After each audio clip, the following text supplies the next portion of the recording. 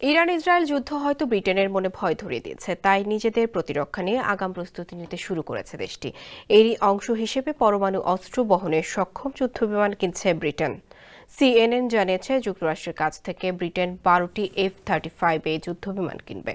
ন্যাটোর সম্মেলনে বুধবার এ ঘোষণা দেবেন ব্রিটিশ প্রধানমন্ত্রী Keir Starmer.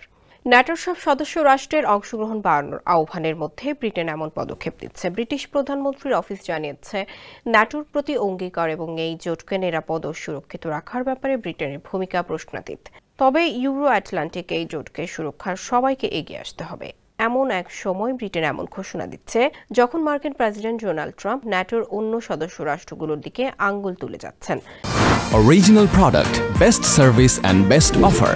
Your right choice, Transcom Digital. তার অভিযোগ, জোটের প্রতিরক্ষায় যথেষ্ট খরচ করছে না বাকি সদস্যরা। পঞ্চম প্রজন্মের F-35 যুদ্ধবিমানের প্রাথমিক নির্মাতা প্রতিষ্ঠান লকহিড মার্টিন।